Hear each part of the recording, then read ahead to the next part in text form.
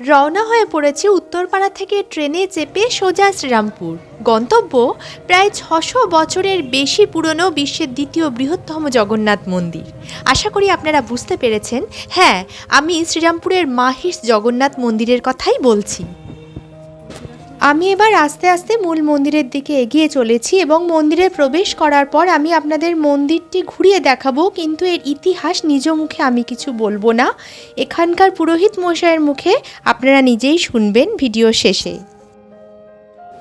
দেখতে পাচ্ছেন মন্দিরের সামনে কি সুন্দর বিরাট বড় সুসজ্জিত একটি নাট মন্দির এবং গর্ভগৃহে ধ্রুবানন্দ ব্রহ্মচারী কর্তৃক প্রতিষ্ঠিত শ্রী শ্রী জগন্নাথ দেব, বলরাম এবং সুভদ্রার মূর্তি রয়েছে। মূল মন্দিরের বাম পাশে কিছু মন্দির রয়েছে, চলুন সেগুলো আপনাদের দেখিয়ে দিই। প্রথম মন্দিরটি বজরংবলী ও মহাদেবের মন্দির এবং দ্বিতীয় মন্দিরটিতে শ্রী শ্রী রামকৃষ্ণ, মা শারদা ও স্বামী বিবেকানন্দর মূর্তি প্রতিষ্ঠিত রয়েছে।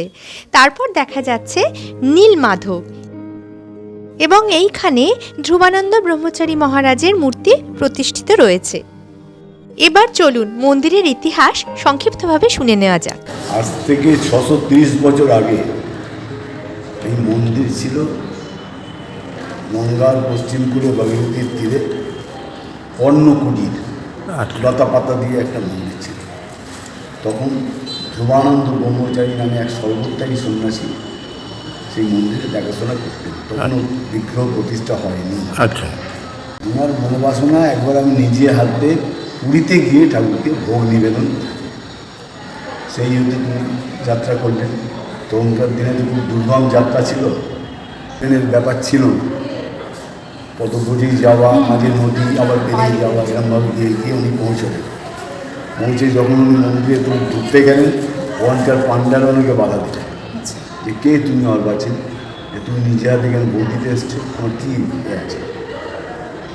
না, আমি প্রভুকে ভোগ দেওয়ার আমার ইচ্ছা আছে। না, তুমি বেরিয়ে যাও, ঘাট ডাকাতেই বা উনি রাগিয়ে দুঃখী অপমানে মন্দিরের বাইরে উনি ঠাকুরকে বললেন, ঠাকুর আমি এখানেই আমার সঙ্গে বসবো, যতদিন না তুমি আমাদের পুজো নেব আমি এখানেই দেবত্যাগ করব। উনি বসে রইলেন ওখানে। ৩-৪ দিন বাদে ঠাকুর আমাকে স্বপ্ন দিলেন, ধ্রুবানন্দ আত্মহত্যা মা, তুমি মায়েসে ফিরে যাও। মায়েসে গিয়ে ওখানে গঙ্গার তীরে আমার নিম কাঠ পাবে, সেই নিম কাঠ সংগ্রহ করে তুমি মূর্তি তৈরি করে ওখানে নবনীলাচল প্রতিষ্ঠা করো। তুমি এতে চলে এলেন, এসে নদী তীরে বসে আছেন, রোজই বসতেন, কিছুই আসে না। একদিন প্রচণ্ড ঝড় ঝঞ্ঝা দুর্গম, প্রচণ্ড বৃষ্টি হচ্ছে, উনি ওখানে বসেই আছেন, একভাবে ঠাকুরকে ডেকে যাচ্ছেন। হঠাৎ উনি দেখলেন দূরে একটা কী যেন কারো মতো চিকচিক করছে।